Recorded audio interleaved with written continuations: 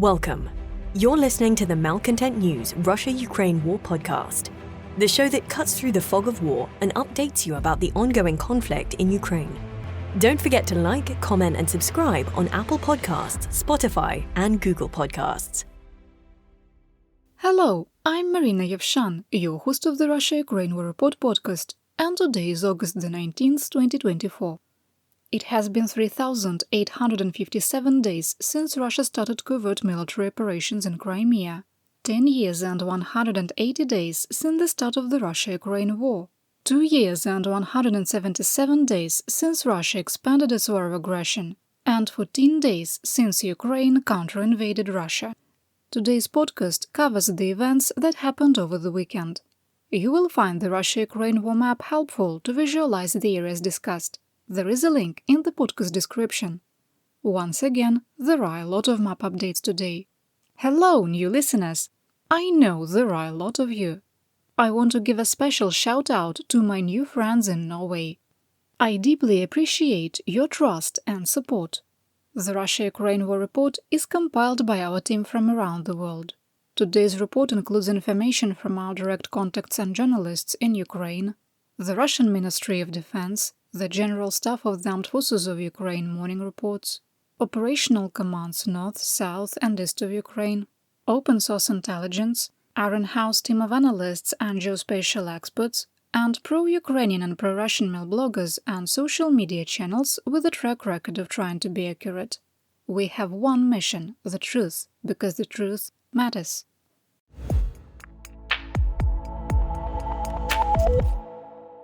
Here is my daily assessment. 1. Our earlier assessment that Russia would intentionally target civilians in Ukraine due to the ongoing Kursk counter-invasion was regrettably accurate. We maintain that August the 22nd to the 25th will be a period of extreme risk due to Ukrainian Independence Day on the 24th of August. 2. We maintain Russia will restart sustained attacks on Ukraine's energy infrastructure by October, continuing Russian crimes against humanity that started in October 2022, as outlined in 4 arrest warrants issued by the International Criminal Court. 3. In our assessment, Russia has no strategic reserve available to mount an effective defense of the Kursk region and has committed almost all of its available conventional forces in Ukraine. 4. At this time, we maintain that Ukrainian forces do not have enough resources to defend Donetsk and the approaches to Pokrovsk and Selidova. 5. At this time, we maintain that Russia will achieve the operational goal of capturing New York and Donetsk in 2024. And we further assess that for Ukrainian forces, an extended battle in an urban environment is ill-advised. 6. Despite the battlefield situation, Russian losses of armor, mobility and personnel continue at an unsustainable level. 7. The Russian economy is weaker than reported. 8. Persistent delays in the delivery of promised military hardware, munitions and funding continue to prevent the Ukrainian armed forces from reaching their full combat potential. 9. We maintain the world is caught in the mutually assured destruction instability paradox despite the ending of Russian government nuclear threats after the Kursk counter-invasion started. 10. We maintain that the policy of escalation management implemented by the NATO alliance and the United States, and to a small extent Germany, is a failure and has proven to be ill-conceived. 11. The attacks on Ukraine's energy infrastructure have incrementally increased the chance of an intentional nuclear accident at multiple nuclear power plants.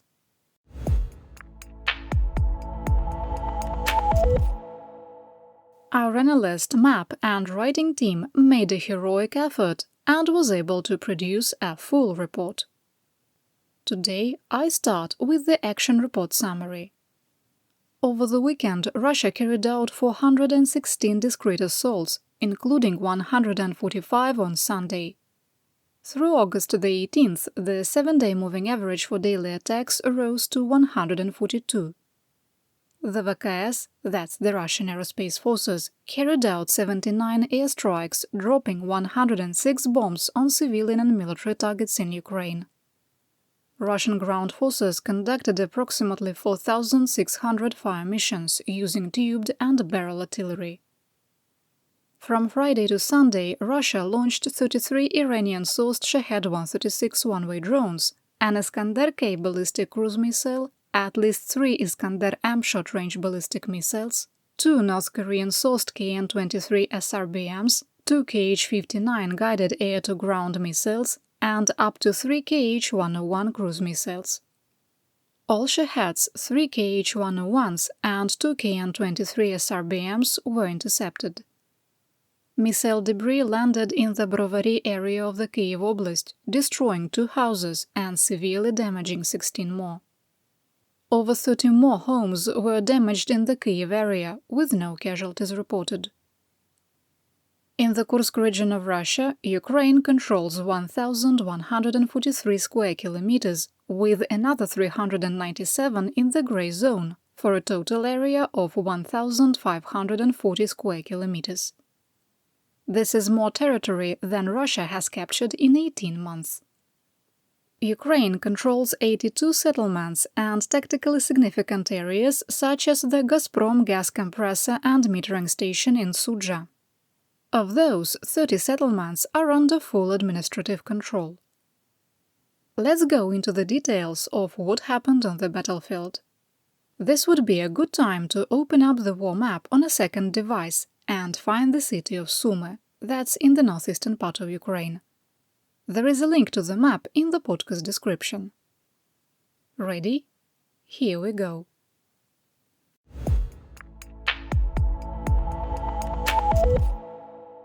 Ukraine's counter-invasion into the Kursk Oblast has ended its second week. Russia keeps saying they've stopped Ukrainian advances, and we keep having to add areas of operation. On Friday, in the Glushkovsky area of operation, ORIO, the Ukrainian Air Force destroyed the same river bridge in Glushkovo, and on Saturday severely damaged the same river bridge in Zvane, reducing it to foot traffic only. Both were eliminated by JDAM-ER glide bombs launched by Soviet-era aircraft. After it was hit, Russian forces demolished the one-lane bridge over the Seym in northern Tetkina, the two-lane bridge southwest of the Tetkina industrial district, and allegedly the railroad bridge near the 1991 state border with Ukraine. Sentinel Hub EO browser 2LA low-resolution imaging confirmed the destruction of the 2 road bridges, but wasn't available for the railroad bridge. Russian bloggers announced that troops had withdrawn from a 15.5 square kilometer area west of the 1991 state border with Ukraine to the east bank of the same river, abandoning the hamlet of Atruba. Ukrainian source Deep State reported that the hamlet had been occupied, and based on the available intelligence, the map was updated. There is a significant level of concern with the Russian information space that Ukrainian forces are setting conditions to attack the Russian garrison in Tetkina. On Monday morning, Kyiv time, Russian mercenary mail blogger Romanov Light claimed Ukraine destroyed the last bridge to the Glushkovsky district at Karish, cutting off an estimated 2,200 Russian troops in a 577.5 square kilometer area. The same river blocks them to the north, and Ukrainian forces to the west, south and east. Ukrainian troops are visually confirmed 15 kilometers from Glushkovo, within the range of barrel artillery and first-person view one-way drones. Moving to assessment.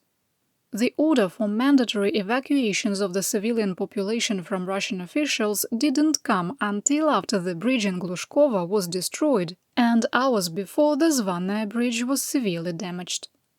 The number of Russian civilians in the salient is unclear, but according to Russian mercenary mail blogger Romanov Light, most of the residents remain. Ukrainian forces will not be able to capitalize on the Russian withdrawal from Atruba for the same reasons Russia withdrew – the geography. However, it created a buffer zone on the Ukrainian border that won't require significant resources to defend. Russia's ability to create engineered wet crossings is critically degraded, and they have had almost no success in creating and maintaining contested crossings. There is an engineered crossing established east of Glushkovo, but it only has a fraction of the capacity of the destroyed bridges. Due to Russia's limited resources and Ukraine severing all of the critical ground lines of communication, that's Glog, better known as supply lines, into the Glushkovsky salient, the operationally sound decision for Russian forces would be a withdrawal. Russian commanders in the Kursk Oblast have shown a willingness to retreat when water obstacles constrain their mobility, and Ukraine has been using terrain to its advantage. Additionally, units comprised of conscripts and Chechen Ahmad have repeatedly demonstrated they have limited combat potential and low morale. Due to the unpredictable nature of the general staff of the armed forces of Russia, we can only assess the best course of action, which does not mean Moscow will do it. On Sunday, Russian sources claimed that the border crossing facility at Tetkino and part of the Prigozhin line static defenses on the state border with Ukraine were destroyed. Local residents report that firefighters, police and other emergency workers have already left the settlement, and there is no power, water, sewer or communications. They also claimed there is a growing food shortage. In Glushkova, a store owner released a video showing Russian or Chechen troops looting his cellular phone store, indicating civil order is breaking down as Ukrainian troops advance. We link to the video and almost all of the pictures and video resources I mentioned in today's podcast in our situation report.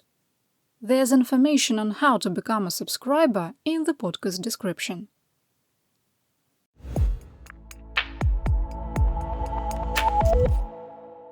In the Korenevo, Ukrainian forces removed the Russian flag in Apanasovka and were visually confirmed in Obukhovka. Over the weekend, Russian sources reported fighting in Vishnyovka, where NASA Fire Information for Resource Management Systems, or FIRMS, showed combat-related fires. Russian sources also claimed, without evidence, that Ukrainian forces were on the outskirts of Komarovka in the Glushkovsky district.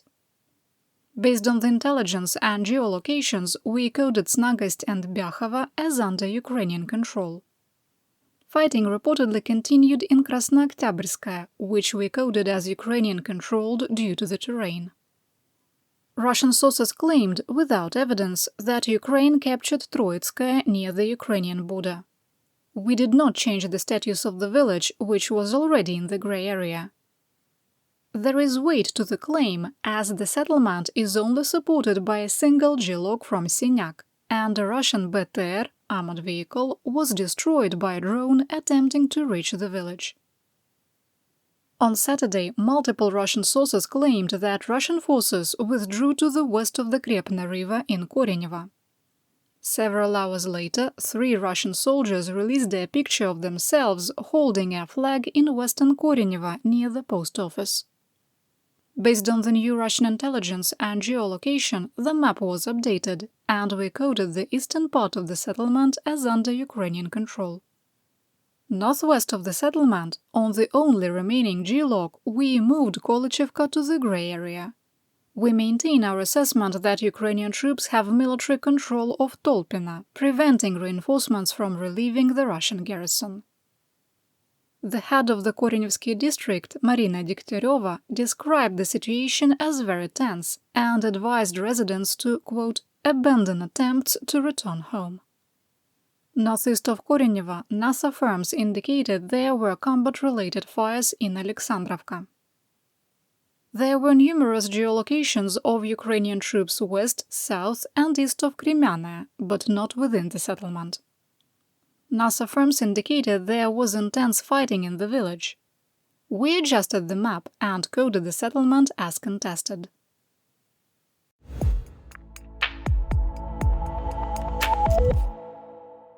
In the Lgov operational direction, or OD, there was little change in the situation. We were prepared to pull back some of the areas assessed as under Ukrainian control.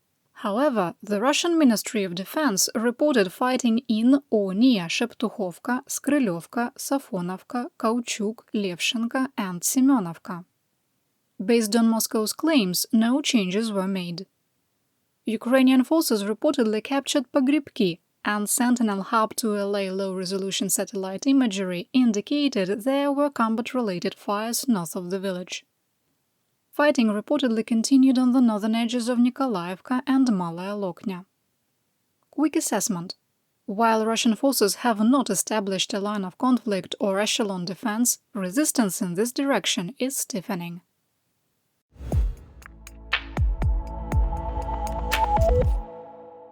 In the Belaya, Ukrainian forces were likely pushed back from Kamyshna, with fighting moving west to Krupets. More assessment. Russian forces appear to have established a somewhat stable line of conflict on the second echelon of the Prigozhin lines from Krupets to Ozerki to Kondratovka.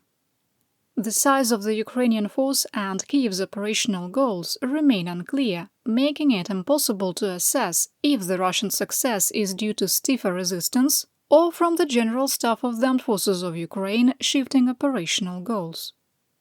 This is the only location where Russian troops have been able to hold their regional defenses.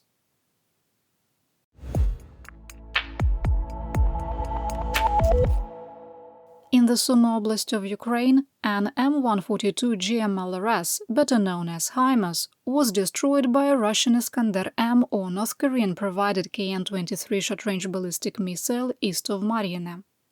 This is the second M142 destroyed in the last week. Near Chervona Dibrova, Russia spent $3 million destroying an inflatable M270 MLRS decoy. Failing on the battlefield, Russia has increased the number of attacks on Ukrainian civilians in the Sumy Oblast. On Friday, a missile struck a parking lot in the center of Sumy in a commercial area, destroying over 10 cars and damaging surrounding buildings.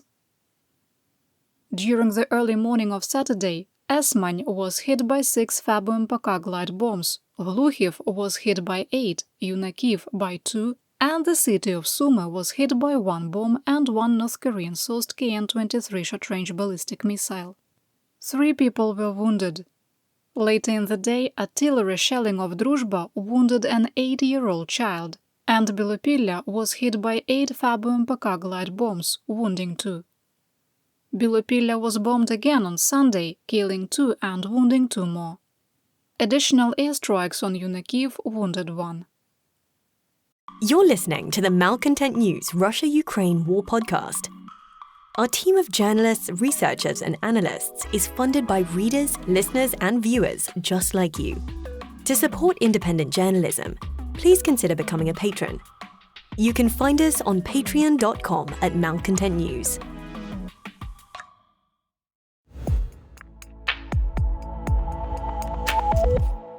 While there were no major developments in the Sudzha AO, new video shows that fighting was heavier than reported, with parts of the settlement reduced to ruins.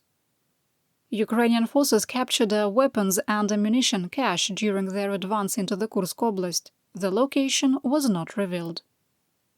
Ukrainian military journalist Yuri Butusov found warrants for the arrests of 110 refuseniks in a government office in Sudzha and burned the documentation. It's unclear if they entered the federal electronic database. Oleksiy Drozdenko, the head of the military administration in the Ukrainian city of Sumy, told British newspaper The Guardian that Ukraine's military operation in the Kursk region was only in its first phase. President of Ukraine Volodymyr Zelensky said that the operational objective in the Kursk region is seeking to create a buffer zone to prevent additional cross-border attacks. It is the first time that Zelensky has clearly acknowledged the ongoing counter-invasion and its operational goal. Quote, "It is now our primary task in defensive operations overall to destroy as much Russian war potential as possible and conduct maximum counter-offensive actions." Ukrainian forces continue to capture between 75 and 150 Russian soldiers a day. 80% are conscripts aged 18 to 21 who don't want to fight. With the Russian Ministry of Defense and federal subjects offering signing bonuses as high as 2 million rubles, if the conscripts wanted to fight, they would sign more lucrative contracts.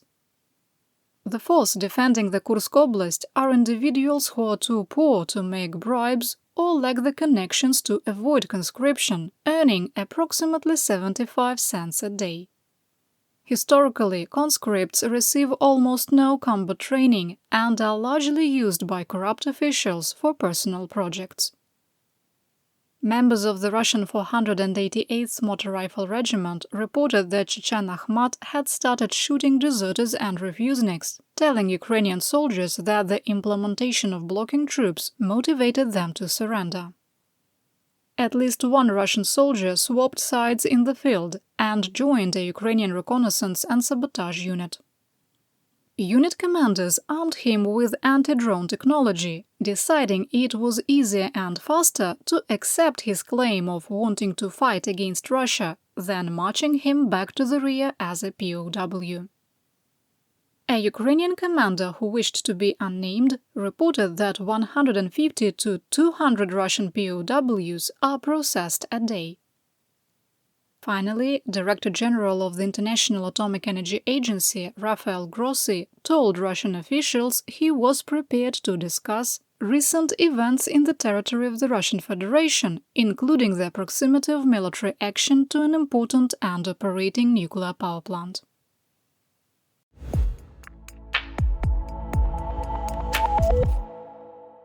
Let's not forget about my home. Here is what happened in Ukraine, starting in the Kharkiv Oblast.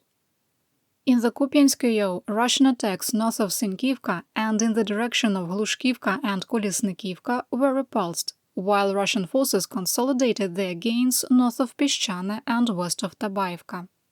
Ukrainian forces continued their defense of the southern part of Berestove. In the Luhansk Oblast, Russian attacks in the direction of Stelmachivka were repulsed.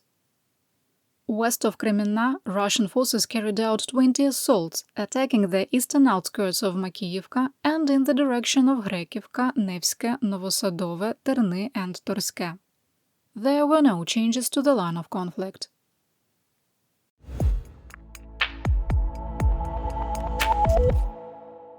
Now, let's talk about the Donbass and the northeastern part of the Donetsk Oblast. In the Severskoye, Russian troops entered an operational pause, only carrying out 2 probes of Ukrainian defenses in the areas of Verkhnyokamyensk and Ivano-Darivka.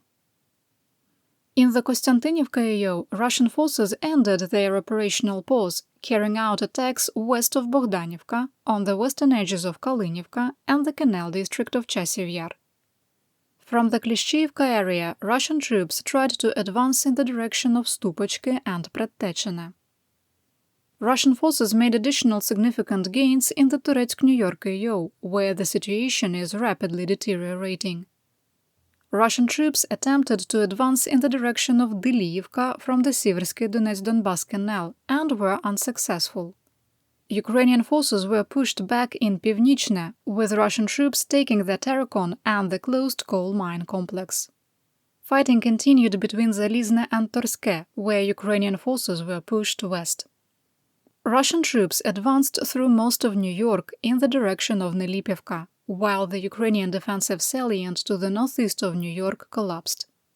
From western New York and occupied Yurkivka, Russian forces continued their attacks in the direction of Sukha Balka and Panteleimонivka, while an assault in the direction of Korenevo was unsuccessful.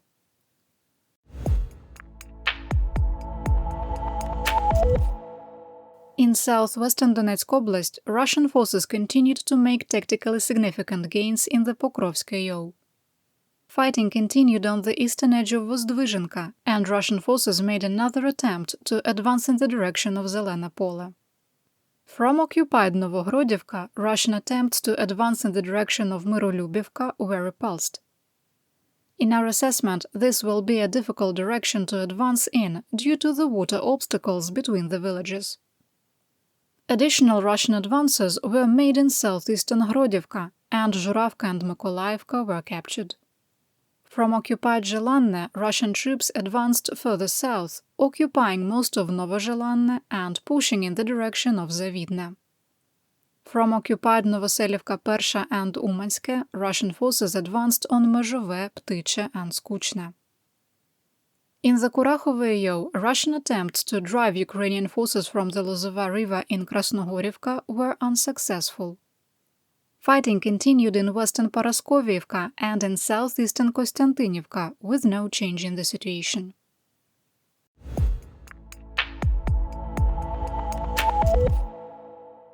The International Atomic Energy Agency released a statement about the status of the Zaporizhzhia nuclear power plant. Director General Rafael Grossi reported that on the 17th of August there was a drone strike that hit the road around the plant site perimeter. Quote, "Yet again, we see an escalation of the nuclear safety and security dangers facing the Zaporizhzhia nuclear power plant.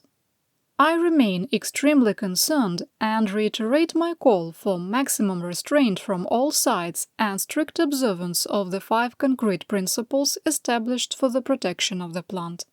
Unquote. The drone landed within 100 meters of the reactor cooling water sprinkler pounds and the 750 kV external power connection. The IAEA team was granted immediate access and observed there was no damage to the facility, but a clear impact on the road. The inspectors also reported there had been intense military activity very close to the plant all week, including frequent explosions, heavy machine gun fire, and artillery of various calibers. You're listening to the Malcontent News Russia-Ukraine War Podcast. Our team of journalists, researchers, and analysts is funded by readers, listeners, and viewers just like you.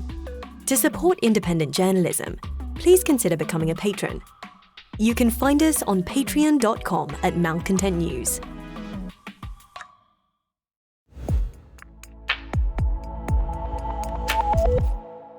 There are fires burning in parts of Russia. Here's what we know about the Russian front. In the Rostov region of Russia, the oil storage facility in Proletarsk was hit by at least 2 drones, setting the large tank farm on fire. After 36 hours, 250 firefighters and 3 firefighting trains have not been able to contain the situation. NASA firms showed almost the entire facility was involved, with the smoke visible from space. Just before today's script was written, new local reports appeared showing a massive uncontrolled explosion from the fuel depot. The blast reportedly wounded at least 18 firefighters, including 5 with severe burns. Russia is already dealing with diesel and AI-95 and AI-100 petrol shortages. In Mariinsk, in the Kemerovo region of Russia, a fire caused a major explosion at a traction electrical substation that serves the Trans-Siberian Railway, knocking out electric train service throughout the region. The cause of the fire is unknown. In the Republic of Bashkortostan, the Sterlitamak petrochemical plant exploded during maintenance, also sparking a large fire. At least 3 workers were injured.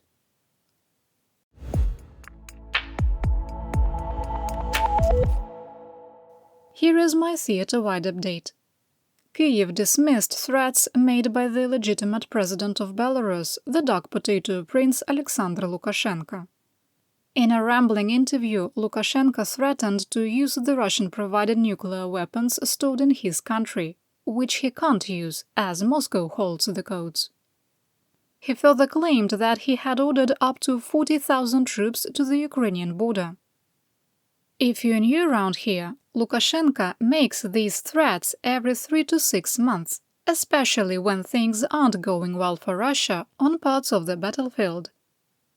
Kyiv and members of the Belarusian resistance reported that no troop movements had been observed. During his evening address, Zelensky called on Ukraine's allies to accelerate promised deliveries of weapons and equipment, which continue to fall behind. Quote, "There is a need for faster delivery of supplies from our partners. We strongly ask for this. There are no vacations in war. Decisions are needed, as are timely logistics for the announced aid packages. I especially address this to the United States, the United Kingdom, and France." Unquote.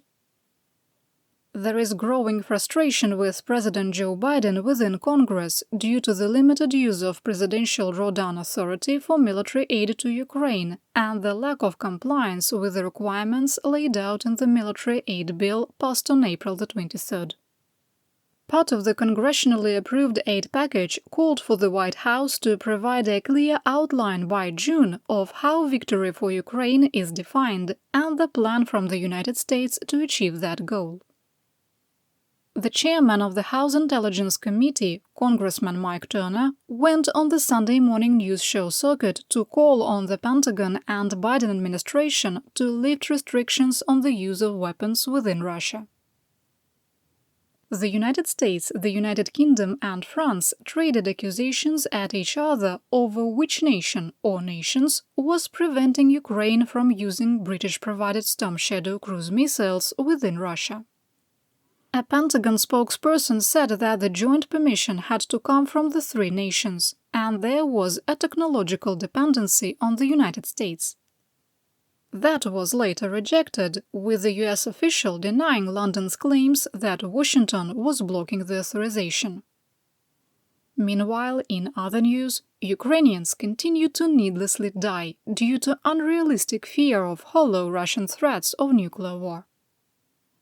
The Federal Foreign Minister of Germany denied news reports that Berlin was ending military assistance to Ukraine in 2025 due to austerity measures, calling the reports, quote, incorrect and manipulative.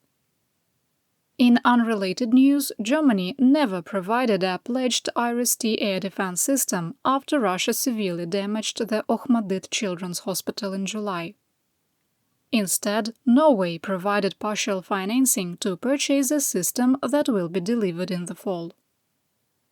In a separate interview, the Federal Minister of Finance of Germany, Christian Lindner, was supportive of Ukraine's Kursk counter-invasion and the use of German weapons, including Marder infantry fighting vehicles and Leopard tanks. Quote, "The weapons are the responsibility of Ukraine, which is defending itself against the aggressor and exercising its right to self-defense." After more than a year of political and regulator delays, over 300 vehicles, many of them trucks and SUVs that were seized in London, are being sent to Ukraine. Right-hand drive vehicles are prized in Ukraine because Russian drone operators tend to target the left side, where the driver would normally sit. No offense to our listeners who drive on that other side of the road. Finally, Japan provided Ukraine with 6 more Nikken BM307V16 demining machines that can clear up to 800 square meters of area per hour. And that's what we know. Your support of my home, Ukraine, helps us make history and protect the future for all. You've been listening to the Malcontent News Russia-Ukraine War podcast. To help keep us independent, please consider providing financial support by becoming a patron. Want on-demand news in your hand? Download the Google News app and make Malcontent News one of your favorites to receive breaking news updates. Thank you for listening.